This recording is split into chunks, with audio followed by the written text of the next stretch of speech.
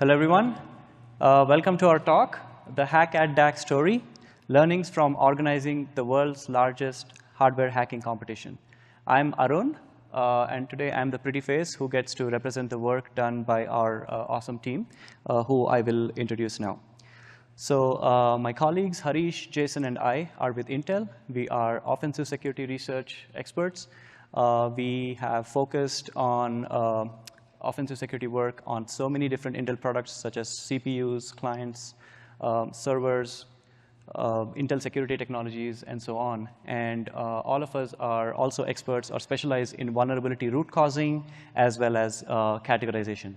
The three of us are members of MITRE's Hardware CTF Special Interest Group, or SIG. And to organize Hack DAC, we collaborate with two eminent professors, Professors J.V. Rajendran from Texas A&M University and Professor Ahmed Sadeghi from TU Darmstadt in Germany. Their body of work is widely known. They have over 44,000 citations, lots of impressive work in areas such as circuit research, network security, and so on. I would also like to acknowledge the full team of PhD students at Texas A&M University as well as TU Darmstadt who help organize the competition, as well as our collaborators from Synopsys, which is one of the largest electronic design automation or EDA tool vendors out there.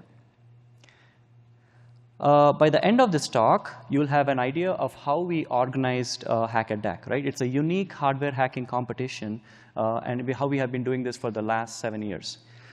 You'll get a sneak peek into how hardware vulnerabilities look like at the RTL, or the register transfer level, AKA hardware source code. How do they look like, and how do they get translated or exploited by software? And we'll also get to talk a little bit about how we organize the competition, how we go about it, and also some of the key takeaways for various stakeholders involved. You will also have learned how the competition has helped influence so many different areas, one of them being raising awareness about hardware security weakness types, getting more security tooling in place so that we can detect and fix the bugs early in the RTL phase itself. So over the years of our hardware security assurance journey, right, we have identified three main different challenges, right? So I'll start going about those challenges and explain how that kind of culminated in us creating this competition and how our journey has been since then. So here's a quick refresher of the computing stack, right? So everything above the blue line, you see above the blue line is what is typically considered as software, right? So that's software. Everything below the purple line is hardware, and you have firmware interfacing both software and hardware in between. And we all know that hardware can typically be broken down into these commonly agreed upon levels, right? We have microarchitecture, and below that you have register transfer level, which is the source code, as I mentioned. And the register transfer level itself gets implemented as a bunch of gates, interconnected gates, and the gates themselves are implemented as transistors, right? So what we are seeing these days is a race to the bottom of the stack, right? We all know of so many different vulnerabilities at the application level, all the way down to the firmware, right? So many different vulnerabilities and lots of great work being presented here at Black Hat as well. And more recently, we are starting to see the race going lower and lower, where we are now seeing microarchitectural attacks, microarchitectural vulnerabilities, and so on pop up, right? And in 2019, we published a paper called Hard Fails at Usenix Security, where we talk about how these hardware security bugs can be exploited by software. It's a very interesting read, and what we learned after the publication of the paper was not a lot of people had an idea about what a weakness in hardware looks like, right? You look at a CVE, you look at a security advisory, they say, oh, there's some issue and we fixed it in so-and-so way, and so on, right? But how does it look like? What does an anatomy of a security vulnerability implemented in hardware look like? Right? Nobody had a good idea, and this paper was kind of like a breakthrough in that sense. So what we note, the first challenge is, in general, limited awareness of hardware security weakness types. Right? So we'll talk about that in a little bit. So the next challenge is around tooling for security issues for software as well as for hardware. Right? We know that there are lots of tools available for software firmware. Right? We have code scanners, protocol checkers, configuration checkers, and so on, right? Reverse engineering tools and so on available for software. But what about hardware? There's literally, you can count on your fingers how many security tools for hardware are available today, right? And the reason for that is, again, there's not enough awareness about hardware security issues to kind of come up with more tools. So the second challenge, to understand the second challenge better and address it in an efficient manner, you need to understand what these issues look like, right? So I'll start with a quick overview of a system on chip or an SoC and what some of its security features include.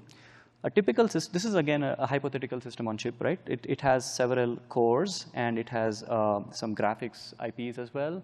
There are some memory controller, you see a network interface, interface to storage, an interface for debugging the chip, and lots of other peripherals, hard IPs, soft IPs, all of them interconnected by a fabric, right? And there are lots of assets spilled throughout the system, and these assets have various security objectives associated with them. Confidentiality, integrity, availability, and to implement these security objectives, you need to kind of have certain security features, right? For instance, you have memory encryption and integrity for certain flows, you have execution core, privilege separation, debug access authorization, and access control amongst peripherals, and so on. Right? A lot of these security features, right? We all know this because chips typically publish this information, and you may kind of wonder, okay, how is this implemented in hardware, right? So all of these features, in fact, not all, but a lot of them are implemented in hardware, which kind of forms like your basic root of trust, right? And then there is a lot of implementation that's done in firmware and above as well. So for today's focus, let's just think about the hardware, right? So here's a quick snippet of how some AES engine might look like implemented in Verilog. So now, right, you have all these security features, and again, this AES engine, let's start looking about what can be some of the proper problems associated with that. So let's again take an example for how a hardware vulnerability looks like, right? So we have a requirement for key clearing in certain scenarios. How is this done in hardware? So the asset here, again, for the AES block is obviously the secret key that is stored inside, and the security objective associated with that is confidentiality. The threat here is for if a hardware debug adversary comes in, starts probing the chip, and is able to extract the secret key. To prevent this, what security architects and designers typically do is implement some kind of mitigation where all reads to the key typically return to 0 when you're in the debug mode. Right? That is a common feature. So here is a snippet of code in Verilog that does exactly that. Right? So you have, when you're in debug mode, right, when this debug_mode signal is set high, you are expected to return a 0. Otherwise, you can return the key, right? Whoever is reading the key. This looks okay, except that you see here that for key big 0 and key big 1, this check is available, but key big 2, that check is not done properly, and as a result, all of key big 2 can be read out during the debug mode by an attacker, right? So you might be wondering, okay, I'm able to read a key off. Why is that? That's exactly because of some issue like this that's implemented in hardware. And again, it looks very obvious, in fact, painfully obvious to say that, hey, you have debug mode enabled for the above 2 keys. Why don't you add a debug mode here? These kind of issues are very common when you're adding features generation over generation, where earlier you used to support only 2 keys, but now you're supporting another key for another flow, maybe some key derivation flow or whatever, right? And then you forgot to add this debug mode check to that. So these are pretty common, right? It's not like a strange thing or something. Right? This is one example of how to clear a key, how it doesn't get cleared. Right? Here again, obviously, the security impact is that attacker can read the key out. Let's look at another related issue when it comes to AES. So you have the key. Again, the key should not leak out, and the key should not be read by any untrusted software that's running on the core. Right? That's one of the requirements.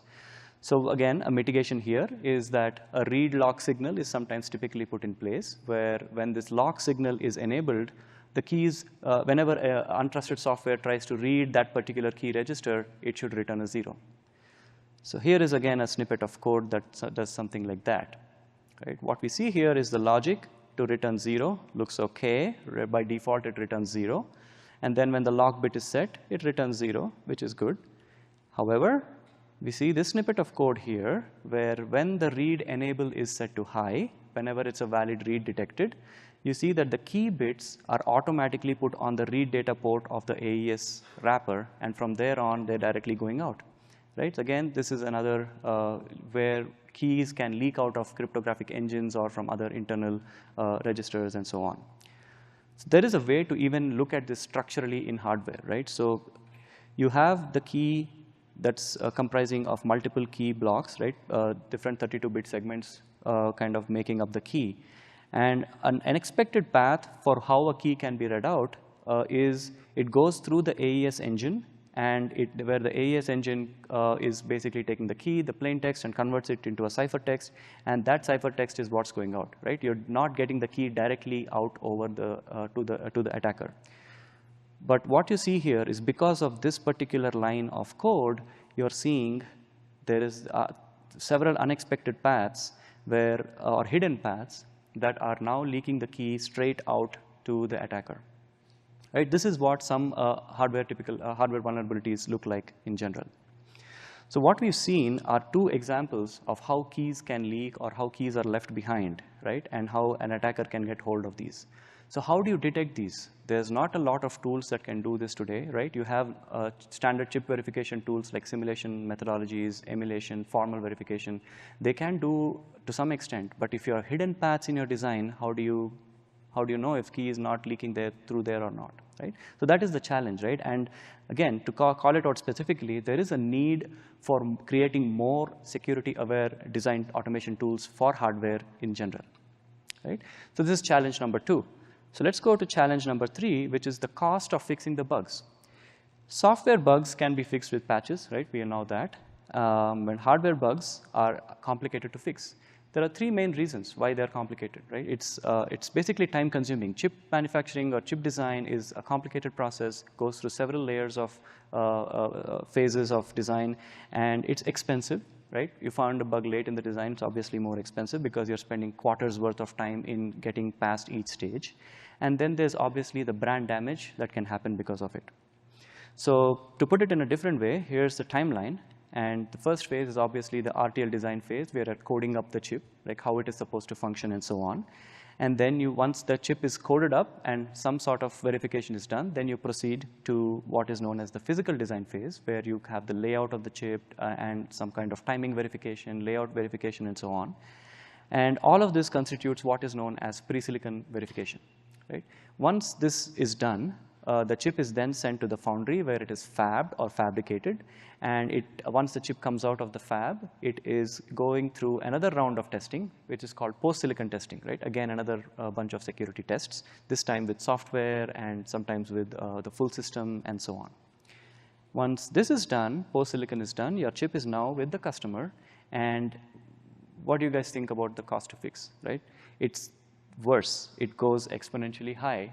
And that's why it's most important to kind of develop a shift-left mindset, right, where we want to kind of be able to identify and fix the bugs as early as possible, ideally at the RTL design phase, and then fix bugs right there, right? And if you cannot, then there's something else you need to do about it, but ideally, as many bugs as possible, we need to fix here.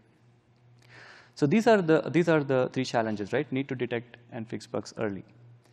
So quick recap, right? Raising awareness of hardware weakness types. We want security-aware design automation tools, and we want to shift left and build that mindset where we need to detect and fix bugs as early as possible. So with these 3, right, like what are different ways to kind of train people around this? You can do hackathons and trainings around this. Obviously, if you want to do it at a setting outside Intel, what for us, we have to pick an open source target, right? Open source chip that's available. And what about doing it in the form of a CTF, right? What better way to teach a man how to fish than giving him a fish directly? So with all of these, right, teaching new concepts, building the mindset for best practices and also for tools, all of these culminated in our creation of Hack DAC, the competition in 2018. Right? For this, we started collaborating with our academia partners, and we went to DAC, which is Design Automation Conference, and said, hey, we have an idea for a hardware hacking competition. Would you be interested? And they latched up on it. All right. So let's, again, quickly talk about the organizing of the value of organizing such hardware CTFs.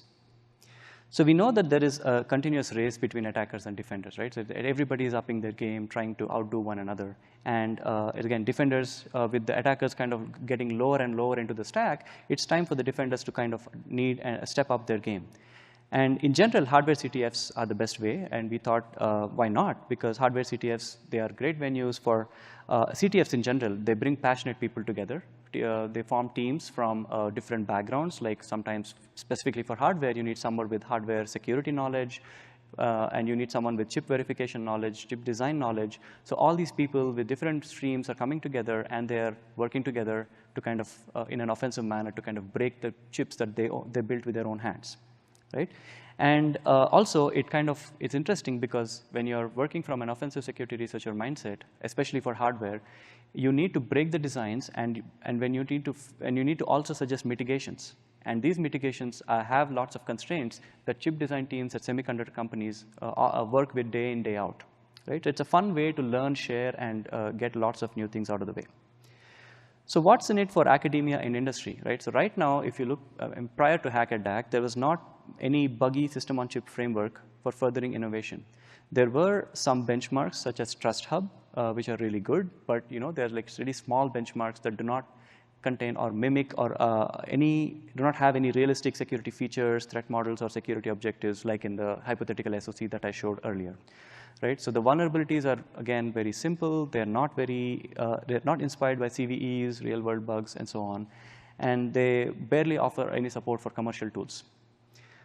So the benchmark that we have created with the Hack DAC framework, right? There's no benchmark in general for testing how good your security tool is, right? You need to know how good, if you want to say that or claim that my tool can catch so-and-so classes of bugs, you need to have a benchmark, right? There's nothing like that out there.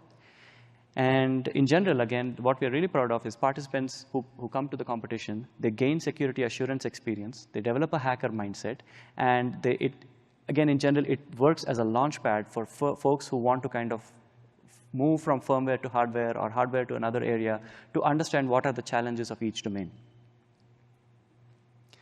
So let's talk about how Hack DAC is unique. Right? So there are lots of popular hardware CTFs trainings that are out there. Right? Really great stuff. I've attended some of these as well.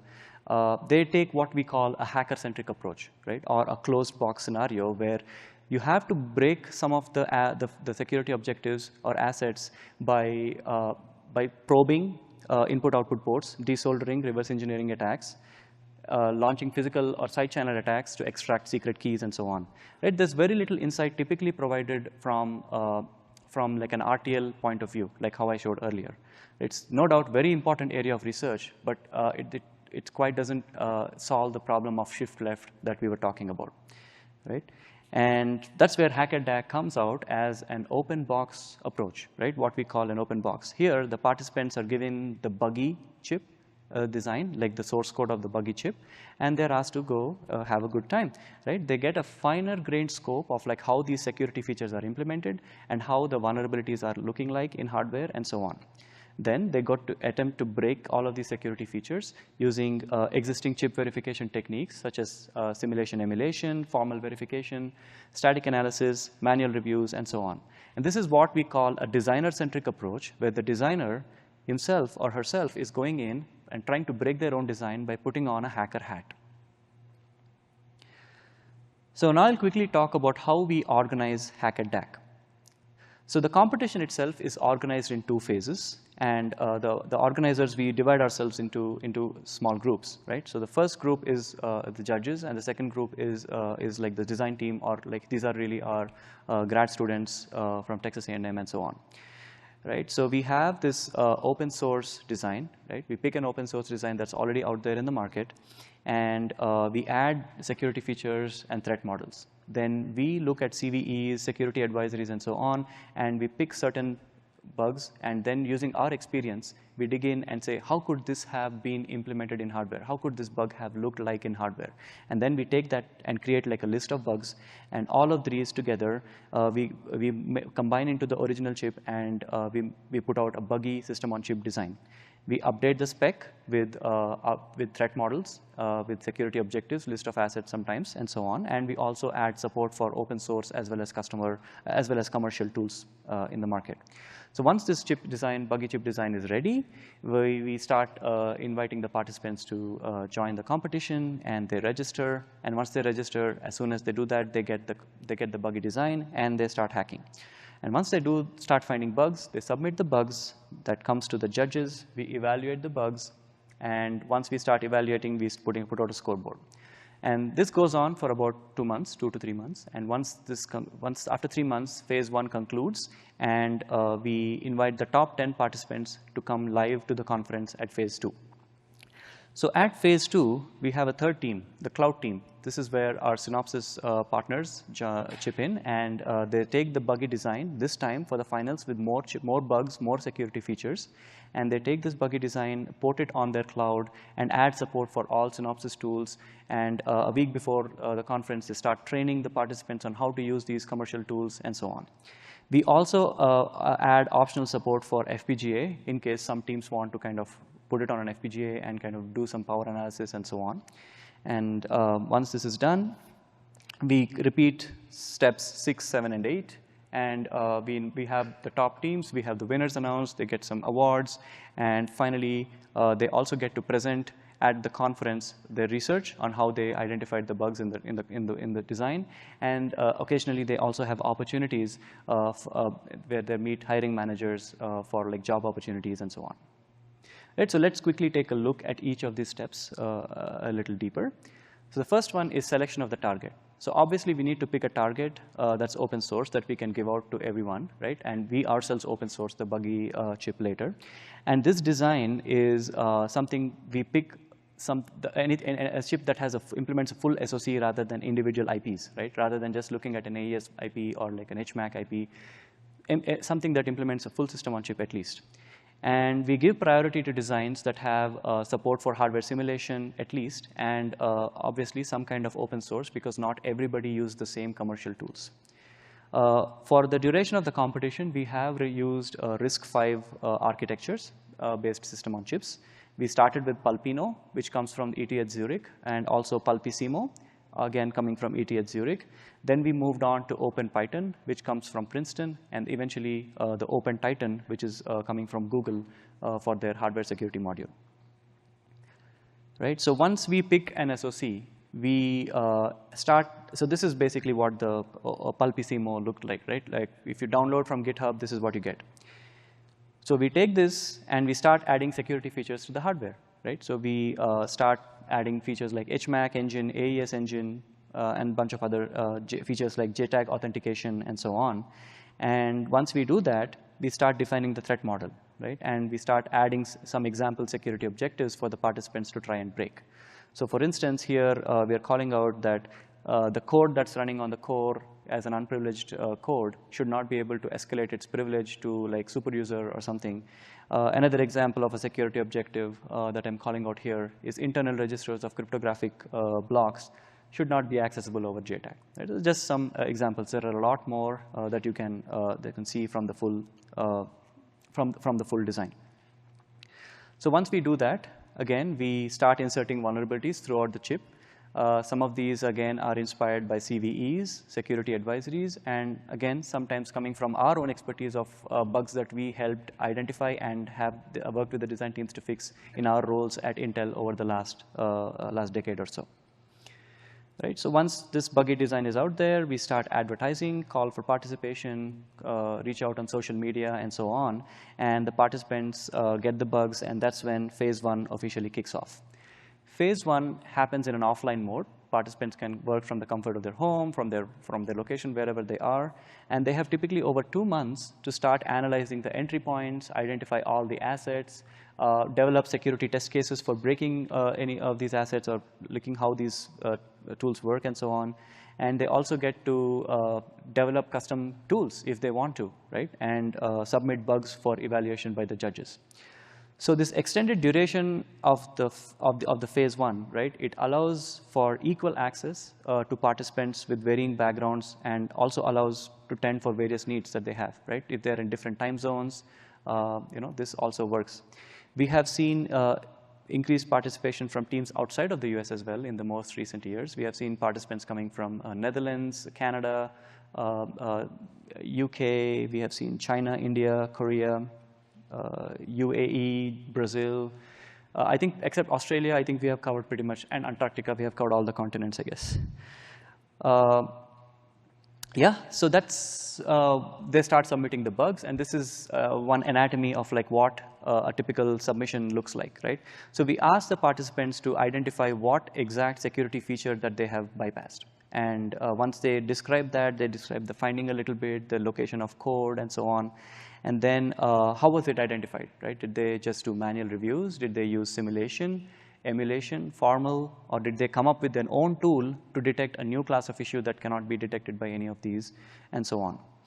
So once that is done, we ask them to describe the security impact, right? And we give points for these because people sometimes say, oh, if you just break like a small feature, and they say, okay, now your entire chip is bust, it can't do anything, and so on. But it's really important for them to be precise and not overclaim what the impact is. We also ask them to kind of give suggestions for mitigating the bug, and also provide CVSS scoring details for like severity and so on. Right? As you can see, this kind of process closely mimics what a full-time security researcher does, like at a semiconductor company, or like an independent security researcher as well, who submits this full list of details if there's like an incident response to an incident response team or something. So once all of this is done, right, that's when we come in as the judges, and we start evaluating the issues on the validity of the submission. We start looking at the novelty of the methodology used, the correctness of all the security impact, the mitigations, scoring, and so on. We also offer conference-based bonus points. Sometimes if you're at a venue like Design Automation Conference, we give more points for teams that create custom tools. When we do this at a conference like Usenix Security, we give more points for people or teams who write exploits to kind of actually leak out the secrets or the secret keys and so on from software. And we also have a special award for cool finds. There are teams that find bugs that we did not ourselves insert, right? So that's sometimes it kind of throws us off as well. So we spend more time. Now we are not the red team, we're the blue team, kind of trying to figure out if this is really a bug or not. And it's actually surprising how often teams find something really cool that we did not insert or we did not think about. Right? And as you can see, a lot of the scoring today is very manual. Right? We use Google Sheets for doing this. We have tried CTF daemon, but we haven't really gone full automation on this yet, but we are looking forward to do that in the coming editions. Right, so this is an anatomy of phase 1 submission. Once this concludes, we are now in phase 2, which happens live at the conference. Right, so the top 10 teams from phase 1 are invited to participate in phase 2. And as I mentioned earlier, this happens in partnership with Synopsys. All the necessary tools are hosted on the cloud. The buggy design is ported to the cloud. Tool trainings are provided, and participants have 48 hours to hack away at the updated design. So our academic partners, they also have NSF grants, which allow them to provide travel funds to students based in the US. And in general, our cloud setup has largely facilitated remote participants as well. So we keep posting the live scoreboard, which gets updated occasionally. And here's like a picture of the organizers. And in the middle, we have the participants. I think this is from one of the earlier editions of Hack DAC. So one thing we noticed was, I think around 2020 or 2019, we noticed that there were some teams who could not attend the competition in the US due to various reasons, right? Visa delays, or not being approved on time, or they just could not afford to travel to the US for whatever reason. That kind of really made us feel bad because they really deserve to be here. So since then, we have really strived to kind of get a cloud-based setup for teams who cannot join in person. And for the first year, I think early 2021, we managed to get a scratchy setup all by ourselves on AWS cloud. And we bumped into Synopsys, and we said, hey, this is what we're doing. And Synopsys said, we'd love to join you, and we want to do this on our cloud. And that's when we started collaborating with Synopsys. And since 2022, we have had Synopsys providing all these trainings, and the buggy design is now hosted on their cloud. It's much more seamless, much more efficient than what we were able to do all by ourselves. Right? As I mentioned, the winners are honored on stage at the conference award ceremony. Right? We have lots of winners, and the students also get to, the participants also get to publish at IEEE venues. This is just one IEEE Design and Test, one of the top magazines from IEEE. So far, the competition has extended to Usenix security, where we call it Hack DAC. We then go to chess occasionally, where we call it Hack Chess, and where the focus is obviously, as you can guess, more on cryptographic hardware and vulnerabilities in cryptographic protocols and so on. Overall, we have seen over 300 teams participate from all over the world. We have had 1,000 individual participants, and we have seen really good participation from industry as well. Right? And we are actually very proud that a lot of winning teams have had good participation with teams with technical females. And we're also proud that our organizing committee has always had a technical female leading or driving some of this effort. And some of the past winners and organizers, like student organizers, they're now working at in hardware security roles at top companies. So with that, I'll come to the key takeaways of our talk. And I'd like to kind of recap again the top 3 things, right? So raising awareness for hardware security weaknesses and types, creating more security design automation tools, and developing that shift left mindset to fix and detect and fix bugs in RTL phase itself. So to this end, I think somewhere around 2019, we approached MITRE and said, hey, we see that you have the common weakness enumeration. It doesn't quite match whatever we're seeing for hardware. Can we do something about it? And MITRE said, yes, we'd love to do that, and let's start looking at hardware weaknesses. And so we collaborated with MITRE, and the first edition of the CWE that came out with, I think version 4, has the hardware design view. So there are about 110 different ways in which we call out, in which things can go wrong as far as hardware security is concerned. And of those, we are proud that about 75 of those entries have come from our team, the organizing team of this competition, all from Intel. And the Hack DAC team in general has started contributing vulnerability and mitigation examples to each of these weakness descriptions. And you can learn a lot about how things can go wrong in hardware just by reading this. And more recently, NIST, National Institute of Standards and Technology, they have come up with a document called Hardware Security Failure Scenarios, which is again largely based on the CWE. They actually refer to a lot of the CWE work that we helped drive and create along with MITRE. This slide is a little bit of an eyesore, but all of these are papers. These are all papers published at various IEEE venues, ACM venues, or some of them are waiting to be published still on archive. These are all the impact. This is a list of the impact that the competition has indirectly or directly helped create. So some of these are basically leveraging hardware CWE as a framework to automatically create test cases as well as bug patches, writing patches for bugs by using generative AI and large language models. Some of these are also using formal verification to kind of do that. There are static analysis tools that just scan your RTL and start saying, hey, your RTL has this problem. There is this CWE that you might want to take a look at and potentially fix it right away.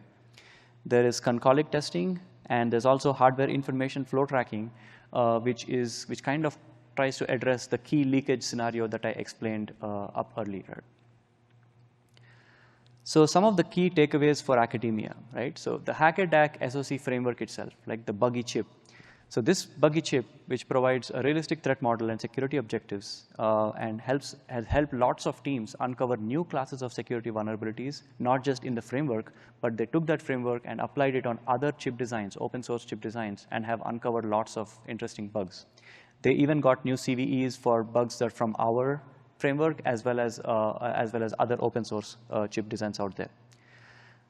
Again, the participants who who were in this, they gained invaluable hardware security assurance skills, mimicking what security researchers at chip design companies do. And we are also very happy that they were able to develop a hacker mindset in addition to a designer mindset. Again, as I mentioned previously, the competition format allows for equal access to participants from diverse backgrounds, the various geos and time zones. For the industry, right, like lots of teams have approached us after Hack DAC, and they wanted the buggy SOC so that they could take the buggy SOC and start looking at training their own internal teams for offensive security purposes. And in fact, at Intel, we have been using this very same framework for training our design teams on how to build a hacker mindset.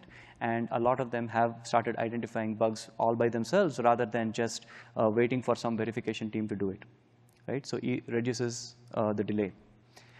It has also some teams from other companies have also mentioned that it has helped the awareness that they gained from the competition has helped them plan for survivability features in their chips. Right, what happens if a chip fails because of a certain vulnerability? How do I handle it?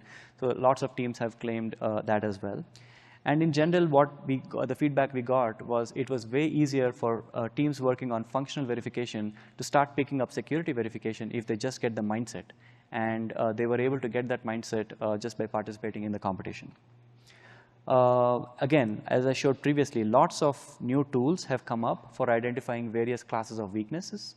And some companies have even started publishing guides on how their security tool is capable of detecting several classes of hardware CWEs, several classes of hardware weaknesses, and so on.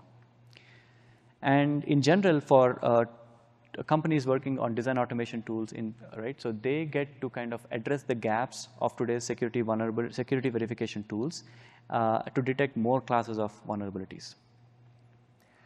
So overall, in general, I think we have received lots of like coverage and love from the media, and a lot of it is again thanks to like the participants who kind of put in their effort and time, and obviously the student organizers as well as the rest of our wonderful team. So with that, I'll conclude with Black Hat soundbites to say that Hack DAC has directly or indirectly resulted in increasing the awareness for hardware security weaknesses through the creation of the MITRE Hardware CWE, which has a corpus of weaknesses and code examples. Now there is an availability of open sourced buggy system on chips with realistic security features, CVE-inspired vulnerabilities, and a complexity that matches commercial chip designs. It has also spurred innovation in hardware security tooling, specifically for tools that detect and patch bugs very early, right at the RTL phase. And again, as I mentioned, participants have helped develop a hacker mindset overall. Right, so this is our contact, like our website and email, if you want to reach out to us or learn more about the competition or even participate in next year's competition. So yeah, thank you.